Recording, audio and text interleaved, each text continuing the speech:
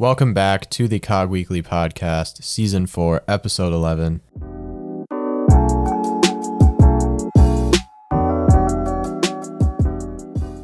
Yes, we are back here for Episode 11. It's really good to be back after what was a nice break for us, university, college, whatever you want to call it. Started for me a couple of weeks ago, so wanted to get in the swing of things. So I had a little time to do that, which was really nice. But now I'm here and I'm ready. I know you also had some other things going on that might have affected your ability to speak. How did that go, by the way? Is it solid? It's good, yes. Wisdom teeth, for those wondering. Yeah, the wisdom teeth might still look a bit puffy, but yeah, Mac looks like a chipmunk today, but that's really all we're seeing. That's the residual side effects. Yeah, exactly. No, we're good to go. Ready to talk some footy. Oh yeah, I mean I'm always ready to talk some footy. Yes. Unless it is today. Because today, our episode, if you don't know how it's titled or however we sort of labeled it, it is about Chelsea Football Club. And usually I'd be okay to talk about Chelsea Football Club. Usually I wouldn't be all invested in this ordeal too much. Yeah. But this time I do seem to be a bit more invested. But before we get into the reason why I'm invested, we should fill everyone in. If you don't know what's going on right now, well, Chelsea haven't had the most ideal start to their Premier League and non-Premier League season for the 2022-23 campaign. They've already lost twice in the Premier League to the likes of Leeds and Southampton. And just yesterday, when we are recording this right now, I think we're going to post this tomorrow or sometime around then, so maybe 2 days ago if you're listening to it right away, they lost to Dynamo Zagreb in the Champions League. So not the best start. They're not in a horrible position in the Premier League right now. I checked, and they're in 6th, which isn't terrible when you're looking 6 games in, which might come as a surprise to some people that they took such drastic actions. But Thomas Tuchel was sacked after these poor performances. And, I mean, I don't really know what to think about it because, I think he's done a pretty good job with this Chelsea side over the past couple of years. It's kind of been a rebuild with young talent and some transfers in and out. He just signed Wesley Fofana. It feels like the club is moving generally in the right direction, except for maybe the lack of having Rudiger in the back anymore. But I don't really know how I feel about this. What do you think? I personally was surprised when I woke up this morning. I really... I think there was pressure on him, but you would have thought with the Champions League win, the Club World Cup win, and the Super Cup win all in the past year or two that he would have some sort of loyalty or leeway left with the owners to be okay, I've done this, give me a little more time with the 300 million transfer window that I just had to, let these players gel, but they were quick to get rid of him, which makes me think maybe it was something behind the scenes or something because, like you said, 6th place in the Premier League after 6 games. It's not terrible for them. I mean, Brighton, you would think, would maybe slow down a little bit after their very good start, and other teams might be shifting around a bit, but, still, I don't think it was the end of the world, and it's not like they lost 5 out of their opening 6 games in the Premier League or anything. They beat teams that they should have beaten, Everton, Leicester, and West Ham, which was a lucky win, but at the same time, they got 3 wins out of 6 games, and then, like you said, disappointing with the Leeds and Southampton result.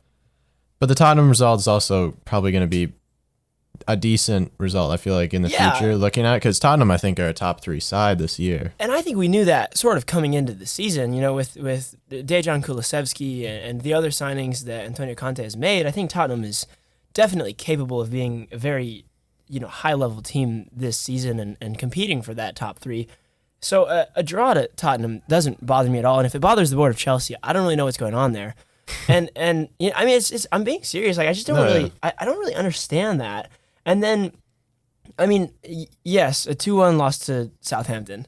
Here we believe Southampton is one of the best clubs in the world, Yeah. You have to think it. They don't get to see the beautiful scarves in the back because of the way we crop it, but Mac does have a couple of Southampton ones back there because of the great loyal supporter he is.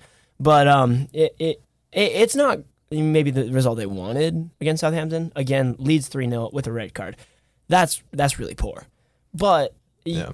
you have to expect some bumps in the road. And maybe I could see this happening if last season they were so bad and then they decided to give Tuchel another chance and he's like not doing what he needs to do still this season. But if you go into last season's final table, they finished third behind a Man City and Liverpool team that ran away with the title race. I mean, you're not going to contend with them. And if you are, you're working wonders. So I just don't really see. I mean, they finished above everyone else who was, scraping for those Champions League and Europa League spots, which was still pretty intense.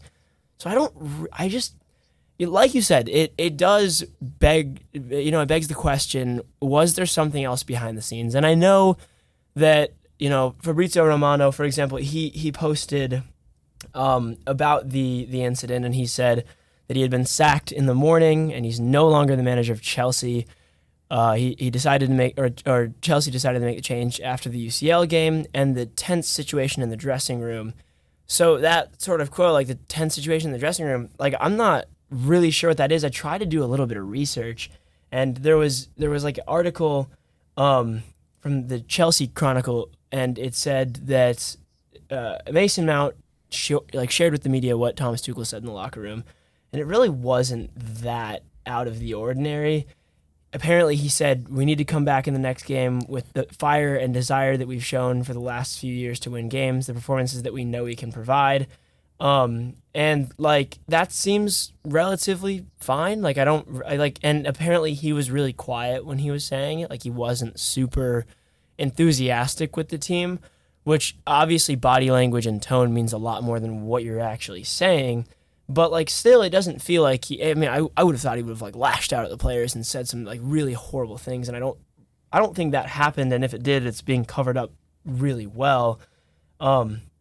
So yeah, I don't really know what to think of it. What were all of their transfers this year? Did you see who they were able to bring in? I can give us the list there. So for players they sold a total of $64 million of players, and that included Batshuayi, Timo Werner, Emerson, Lukaku, Sarr, and Gilmore. Some of those were loans, but still had a price tag along with them. And then they brought in $310 million, which is, I believe, some sort of a record. It's definitely a record for this year for out of any team. But they brought in, like you said, Fofana, Cucurella, Sterling, Koulibaly, Aubameyang, Chukwuemeka, and Zachariah, who was, I think, a deadline day transfer. So really high quality players, I'd say, especially defensively with a Koulibaly and Fofana signing. With Rudiger going out the other way, I think that was a very solid, replacement there. Cucurella, where in the wing back position, where Chilwell had his injury issues, Reece James had his injury issues as well. So I think backup there was really needed, and they got him in.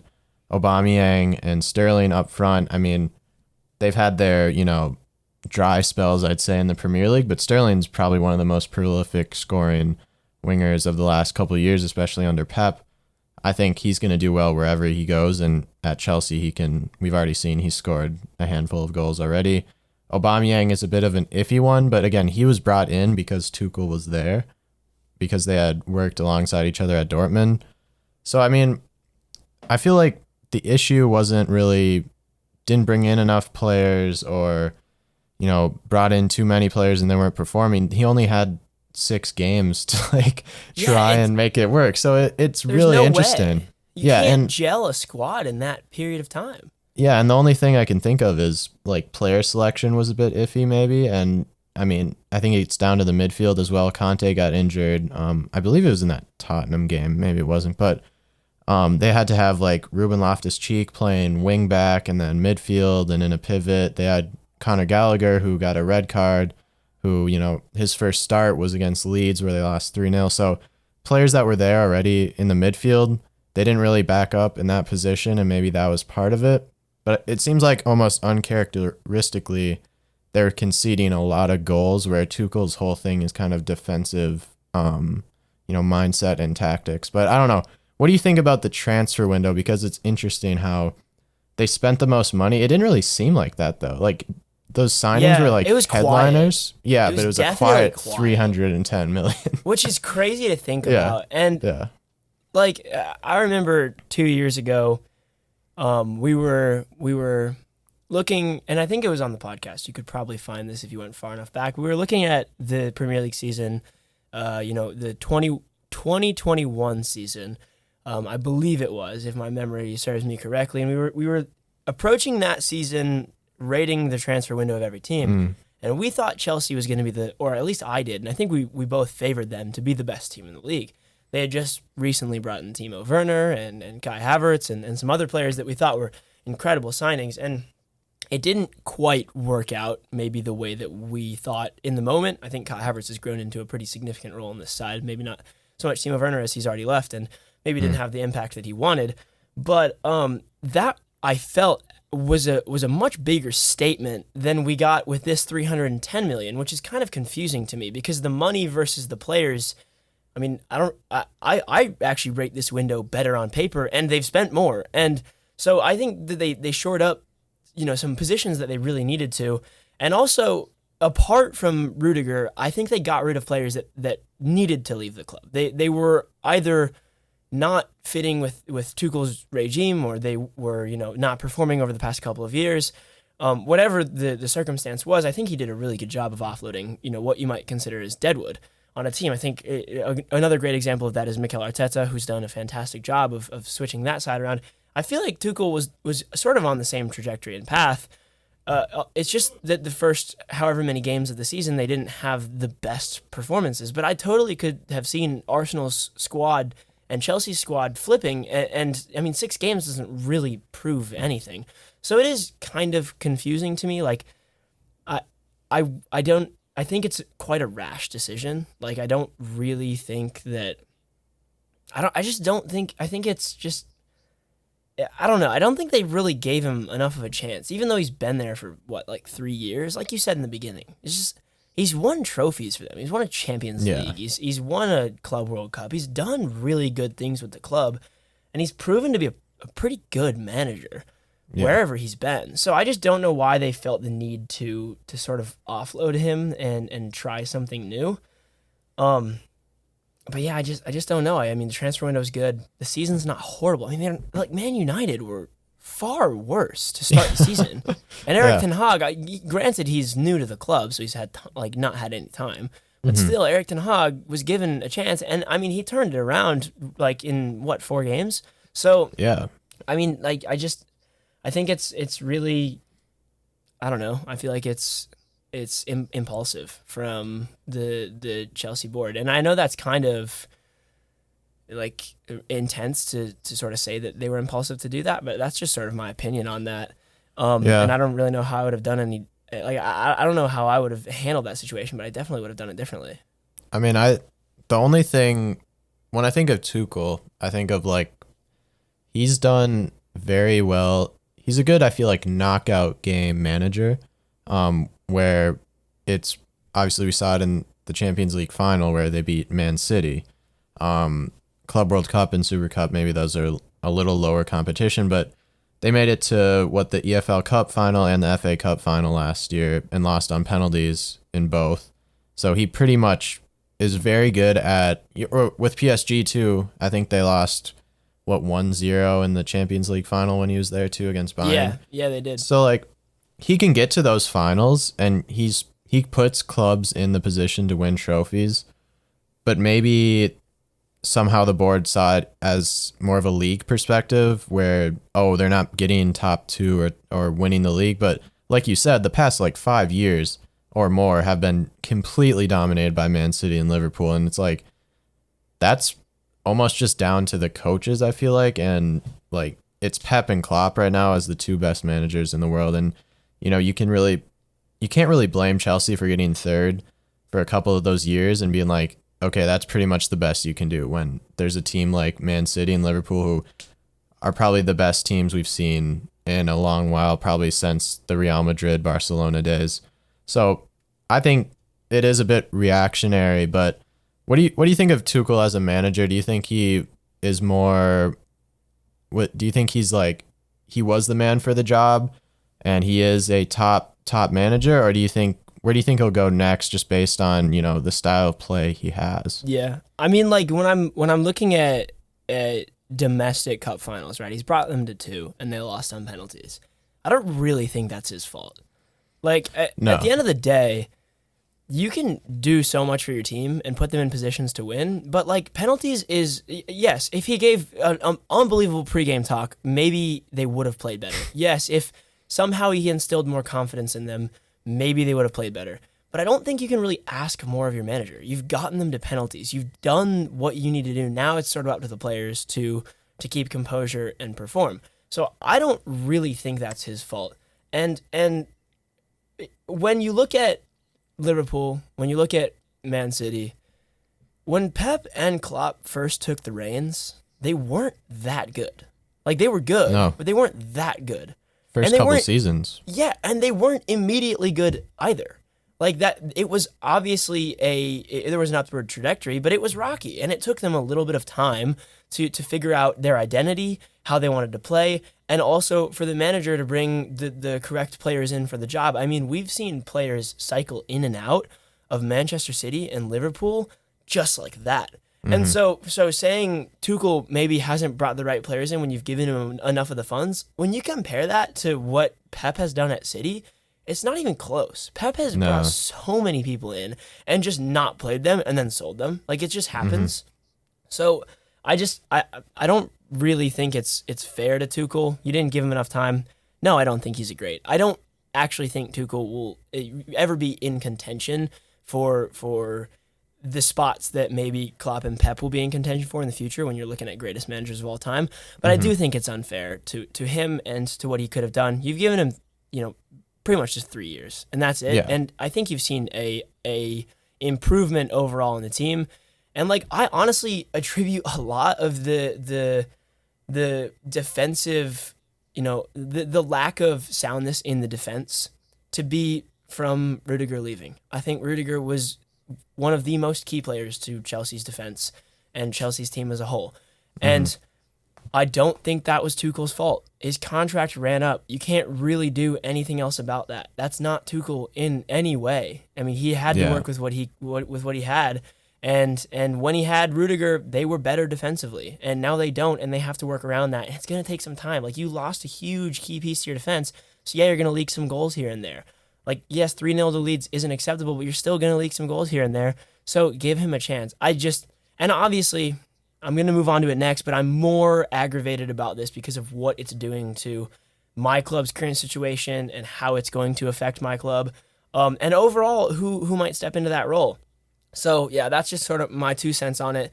But like I said, the main suitor for Chelsea's job is Graham Potter. And I do think Graham Potter is a fantastic manager, and I actually do think that he probably at some point deserves to be managing a team that has more resources than Brighton. Because there's all these Brighton fans out there, right, that are saying, "Oh, don't leave us. We're better than Chelsea." First off, I don't think that's true. Second, if we are better than Chelsea and Graham Potter can make us that good, if he goes to Chelsea and then has like 4 times more resources, he could make Chelsea that much better than he made Brighton. So I don't think the argument really goes both ways, because it's all about what you can do with what you have, right? So I think that he's a fantastic manager, and I do think that he can improve Chelsea. I don't like it. Like, I think he's maybe leaving a little bit too prematurely. I think that there's some unfinished business there with Brighton. I mean, personally, if he stuck this season out, I think it could be monumental, and maybe he could get an even bigger job than Chelsea. I'm not saying Chelsea's not a huge job, but maybe he could find a better place to go than even Chelsea. And regardless, I think that what he was doing with Brighton could have been incredible this season. And if he leaves, honestly, I wouldn't be surprised if we got relegated. Like, Really? that's just, yeah. I mean, yeah. I don't know. I would agree. I think when I think of Graham Potter, I don't think of him as a big club manager. I think of his play style and his recruitment as being one for a team like Brighton or maybe a Brentford with like Thomas Frank, who is another great manager and he's done very well at Brentford, but it's because he's at a club like that where you do have to work with a budget and you do have to rely on your own abilities as a manager more and less on the talent of the players on the field. So I think I'm really iffy. I'm not certain on this appointment as Graham Potter to go to Chelsea, but I think, like you said, these opportunities don't really come very often for these small club managers. And if he's doing that well, it's hard for him to say no. But at the same time, Brighton have started off extremely well. They're playing probably the best football they've played under Potter at his time there. And it's like, okay, do you stay and maybe have one really good season with Brighton and then pass up this opportunity with a very big club? Or do you go now and maybe it's a little, he's maybe rushing things a little bit, but I'm not sure. I think, like you said, Brighton is all about Graham Potter really at this moment. Yeah. Like he's changed the identity of the club and it's because of him that they're playing so well. So I would worry for Brighton if he did leave. Yeah, I just think that his overall presence with the team is the reason that we're good. Like we aren't actually that good on paper. I mean, especially looking at who we offloaded in the summer, the main players that were good enough to maybe carry a team, Kukurea and Yves Bissouma. That's like, at the end of the day, who we had that could carry this team. Yes, there are other players like Lewis Dunk, like Rob Sanchez, like, Adam Lallana's fit, Danny Welbeck, all these people that maybe can bring a team up a little bit. But I don't really think that they're those game changers that those two players really were and that we saw last season. So given that we lost them and we're still doing really well, it strengthens my claim more that Graham Potter is the whole identity of the team. And I worry because if you take Graham Potter away and just look at our starting 11, it's not that different from when he came in. It's really not right now. And when he came in, we struggled and we were struggling. So I just worry because it's not like he changed the personnel. He just changed the philosophy. He obviously made some signings and there's some different players here and there. But I mean, the core of the team is actually pretty much the same. So I worry for how we're going to survive if he leaves. Now, this is all an if right now. Fabrizio Romano posted today that Chelsea are now preparing the contract proposal for Graham Potter. He is the main priority for them in a long-term project. Now, that word thrown around seems a little bit weird considering I thought Tuchel was a long-term project, but I'm not really sure there. He's considered the favorite. Pochettino is waiting for Chelsea to decide. He's available, but Potter is the clear favorite. And I think that Chelsea fans would prefer Potter over Poch at the moment. Potter has proven himself to be a very class manager, and Poch, has struggled where he's been over the past couple of seasons. In my opinion, he hasn't gotten the best out of his players. So I don't know if that's the type of manager you really want to bring in during this situation. But right now it's not done. We're going to post this probably tomorrow, and it might be done by then. And I wouldn't be surprised, but like it's not done now. So I still have some remnant of hope left that we might be able to keep him. But I mean, I don't know what you think about Poch. I just don't think, like, if I'm coming at it from a Chelsea perspective, I don't think that Poch is the man for this job. I'm not sure because you look at, I mean, I think people also forget that Potter, was it last year or the season before where you guys had that long stretch where you like didn't win any games at home or you didn't score like a goal? Our XG was lower than like 0.01, and I think it was like 2 months that we didn't win a game at home. No, so like people forget that part, and you're like, okay, what happens when at Chelsea, who have had a problem with scoring goals under Tuchel? Like we just looking at who they sold, Lukaku, Werner, Batshuayi, none of these strikers have really worked out for them in the long run. They can't really seem to find a striker for them since Diego Costa, really, to be honest. So, no, you're totally true. Like, I'm worried when, we might see Potter take over there, and then there is that stretch of a couple months where they aren't scoring goals. Yes, the quality of the squad is going to be higher, so they'll still probably get results compared to maybe a Brighton side like you had where maybe they slip up in a couple, but I don't think Chelsea can afford to have that stretch, which, hopefully it doesn't happen again, but at the same time, Potter ball isn't completely like free scoring, I'd say. I mean, you can probably describe it better than I can, but like I'm just worried about that kind of fit for a Chelsea as a club to not have the most attractive, free flowing type of football that, they might want, even though it wasn't really that way under Tuchel.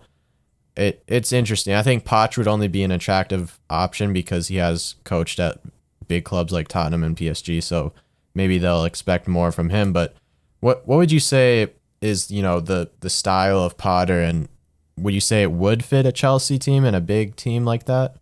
I don't really know because the way we play is actually, it's really easy on the eye. If you haven't watched a Brighton game, for anyone listening, we tend to do a pretty good job of sitting back and in sort of a medium low block, waiting for our opportunity to win the ball pretty patiently. And then once we win it, unlike most lower division, lower tier, lower level teams, whatever you're sort of talking about in regards to who you're playing, we don't hit it up. We don't try and find our striker on the long ball. And I think that maybe the beginning of that was because we had Neil Maupay. And Neil wasn't the biggest target man out there. I mean, there's no way around it. No. He wasn't super mobile up top and super good at running in behind. He was more just like a poacher. And so we kind of needed to get the ball up there with numbers. But even when we had Danny Welbeck, who definitely could run in behind, he definitely could post up on someone, we still sort of played the same way. So that might be because we found our identity, but also might just be because of the way that Potter likes to play, and I think it's probably more the latter of that.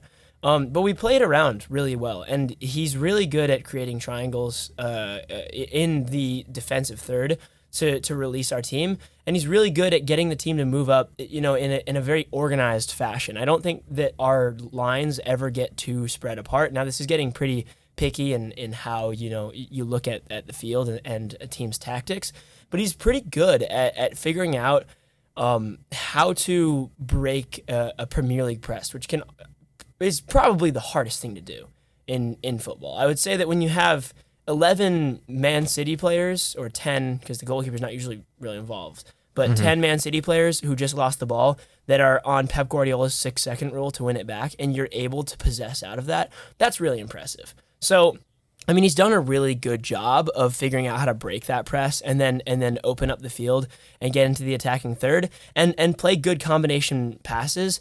But he does lack that ability to direct his team in a way where they know how to find the goal. We have always been, since Potter has come, a team that gets into the final third and then doesn't really know what to do. And it's not been really horrible because our objectives when we play have usually just been like tie or get a couple points at home or tie or maybe just a close loss away so that we just stay in the Prem. So it hasn't been that big of a deal. But if you bring that philosophy to Chelsea, I mean, you're expecting 3 points every week.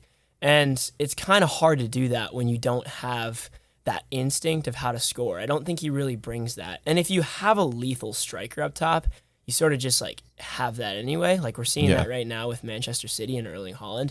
He's just able to score whenever. So you can play free-flowing football in their attacking half and then just find Haaland and he'll score. But Chelsea don't have that. I mean, the one player that I could see possibly, making it much easier to score in that sort of sense would be Lukaku, but he's gone. And then if you look at Brighton, recently Pascal Gross, Leandro Trossard have been the ones who have been finding the net, the majority of the time. Pascal Gross a lot in this beginning of the season. Alexis McAllister as well. And these are really crafty midfielders that are doing that. Which is maybe promising for Chelsea because they have the likes of Mason Mount, Kai Havertz. You've got at the moment Christian Pulisic, some players that I think could step into that sort of role. But I do worry because I don't know. I think that if you put that much pressure on those players to score, I don't know if they're going to get the business done. So I think maybe that philosophy won't work for Chelsea. I'm not sure. I read a comment that kind of cracked me up, and I just like wanted to bring it back. It was on Fabrizio Romano's Instagram post, and it was long-term project equals 18 months in Chelsea, i.e. if you're lucky. And like that worries me, because if Potterball, goes to Chelsea and they play good, attractive football but aren't able to get the business done, I'm scared for Graham Potter's career. Like, I actually am. And I think he's a fantastic manager and might need a little bit more developing. This is the first time that we've ever scored 5 goals in a game this past week against Leicester. We aren't a team that scores that many goals, but he's showing promise and maybe trying to find ways to figure it out. So develop that craft, make it a little bit stronger. And then once we figure that out, then you can go and bring that. Just like looking at his career as a whole, I just think it might be a little bit too raw. But I don't know what you think about that. I mean, now that you say that, I'm trying to think of transitioning his game to Chelsea. So, like you said, Chelsea are crying out for a striker, but at the same time, Brighton never have had that either. And Gross, Trossard, McAllister, they're not strikers, but they're the ones scoring the goals. So you could say maybe Mount, like you said, a lot of Chelsea is, let's put Havertz up front where he's really an attacking mid, maybe false 9 player. They have Sterling, who scores a very good amount of goals as a winger, maybe like Trossard does. And on the wing-back positions, Cucurella played with Potter. So yeah, that's another big he's going to play completely fine when Potter comes in.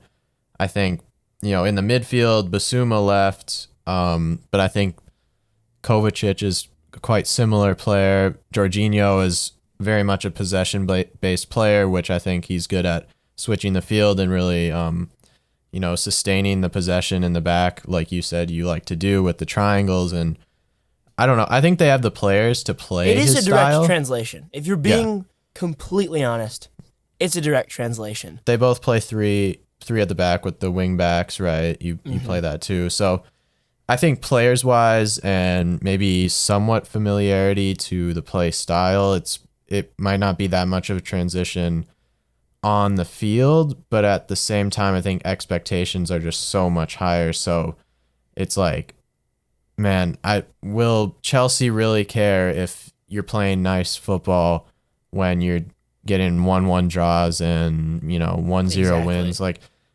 it's gonna have to translate very quickly into wins when Brighton's whole deal is kind of just like, we don't lose a lot of games, but we don't we don't really win a lot of games either. So I think patience is going to be huge, which we haven't seen from Chelsea with managers like ever. They've just ran through managers. So I am a little skeptical. I really don't know.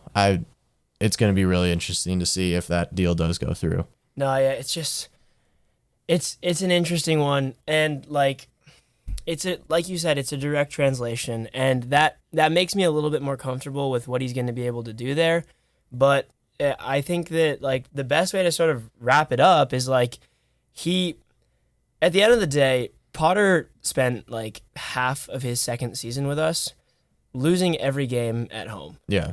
And no one talked about it because in the beginning of the season, Neil Maupay was on fire and we had like 8 games that we won and we were fine. So we were like almost set by that time.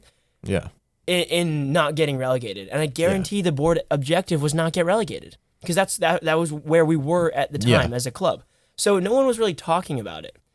But then, you wait a little bit longer. The team, they get their form back. Now we're sort of in this season, and we're seeing a 5-2 victory to Leicester. We're seeing other really big performances from the whole team. And Potter's getting all of this press. So now everyone thinks that Potter's a really good manager. Now, I always have thought he's a great manager. I thought what he's doing is really good. He plays really good, attractive football. But the real press, the real results, the attention is coming from the past couple of weeks and maybe the end of last season, which I think doesn't really do his whole time with us justice. He definitely had some rough patches that were just overlooked because he was at Brighton. And if that happens at Chelsea, he's gone. Like that can't happen. Like the stakes are just so much higher. So I also just worry for Potter's career. Like entirely, if he goes there, he's gonna have to step it up consistency wise, and I mean, I don't know if he's going to be able to do it. I think that it would be smarter for him to stay at Brighton for the rest of the season and then reevaluate from there. That's also sort of a biased take, though. I mean, do you even have anything else to say about it? It's one that hits close to home for me. I think you can tell as I talk about it. I'm just so aggravated by like the possibility that he's just gone. Yeah, I mean, if I heard Hasenhüttl was being targeted by Chelsea, I wouldn't. Honestly, he plays somewhat similar to Tuchel, I'd say, with the pressing and everything. But like at the same time, I'm like, I don't know. It is tough to talk about because it's like you do have that little bit of bias where you're like, oh, he is a good manager, but for us, like, is he going to be a good, like, I think of him as a good manager because he's had these results against big sides every so often, but it's like if you're Chelsea, you're expected to win every game, and it's like it's a whole different ordeal. He wins like a couple games in a row, but we also go on like 10-game losing streaks too. So it's like, oh, he's not going to fit in there if he goes there. So it's really tough to manage expectations. I'd say the person who I want him to stay at Brighton because they're doing very well, and I just want to see where they end up. I love these mid-table teams when they have like their one good season and they maybe break into Europe or something like that. I mean, that's why you liked Southampton to start with.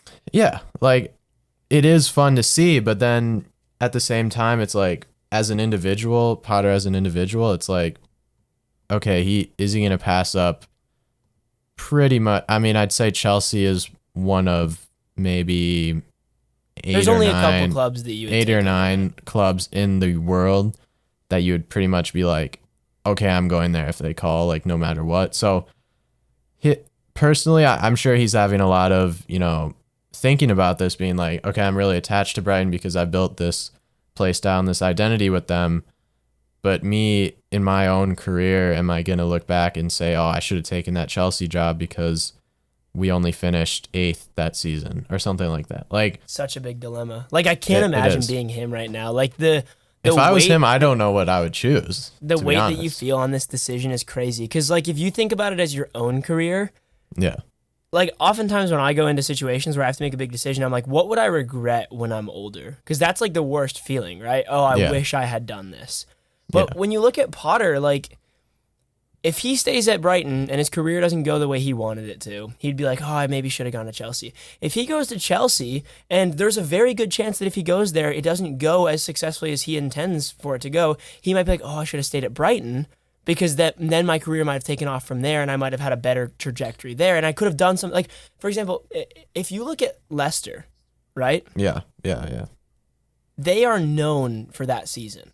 They have a name because of that season. If Potter's able to do the same thing with Brighton, I'd argue, and I know it's very unlikely that happens, but if he's able to do the same thing with Brighton or something similar, I'd argue that's even better than having a great season with the a top 5, top 6 team, because you're making history doing something that is unheard of. And so I don't know. In my opinion, for Potter, it just depends on what he wants to do. Like, does he want to make history, or does he want to be in the limelight? And I think that that's like a hard decision to make because he could also make history in the limelight.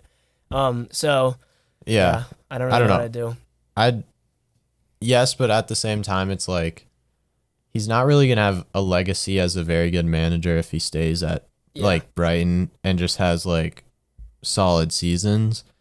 In his eyes, he's probably thinking, when I retire, if I want to be known as like a very good manager, I'm going to have to take this jump to Chelsea. And if I am successful there, then it's kind of cemented that I am a good manager. And that's just kind of how it works. But at the same time, like, I'm thinking of like Mourinho, who made his name with Porto winning the Champions League. Obviously, that's a lot. That's like a huge accomplishment with a team that shouldn't have won that. But like at the same time, he had the time to make that huge achievement and then go on to, enter Chelsea and win all those trophies as well. But with Potter, it's like he's playing well, but he hasn't done much with Brighton. But it's a different situation. You know what I'm trying to mean? Like, I do. He hasn't accomplished something where you're like, oh, that's what got him this Chelsea job, Yeah. So I feel like I want him It's to accomplish very something. True. Yeah, and I think that it proves like your worth as a manager. Yeah. If he's able to accomplish something doesn't need to be winning a trophy, but it's No. like, can you qualify for Europe? That would be crazy. That'd be so crazy cool. for Brighton. Yeah, and like if you do that, you immediately have a stamp on your CV. Like, I did this with a team that definitely wasn't supposed to do this. I am a valuable manager for your team. And like Brighton hasn't done that yet. Potter hasn't done that yet. I would even argue that Brighton, although we're in a lower level, they were in the championship and whatnot, succeeded more without him and created more history without him than we have now. We're on the trajectory to create more history now, but we haven't done it yet. And if he leaves prematurely, I don't think we will succeed in that. And I think it might be a mistake from him. That's all I got, though. Yeah. I mean, it's a hard one. That sort of concludes today's episode. It's a bit of a shorter one. We just wanted to sort of touch on what's going on right now. When we don't have interviews, we're more going to be doing that, whether it's, a big current event that's happening, or it is, say a debate that you guys all want, or something like that, or a fun game that we're going to play. That's sort of the plan or idea for what is going on in our episodes where we don't have an interview, but keep your ears tuned, your eyes peeled. I don't really know if anyone ever says ears tuned, but stay tuned in. No, that's a new one. Yeah. Yeah, it is a new one. But I'll do it. Keep your ears tuned. Yeah. Tune your ears up and make sure you're watching out for future episodes after this. We are lining up some really cool interviews, and we can't wait to do that and get them out. Not sure exactly when certain ones will be out, but just keep watching, and we'll have some really cool ones for you just to hear more stories and hear more about people's lives, because I mean that's what we want to bring to you guys. So thank you. Hope you can watch some footy this coming week, and peace.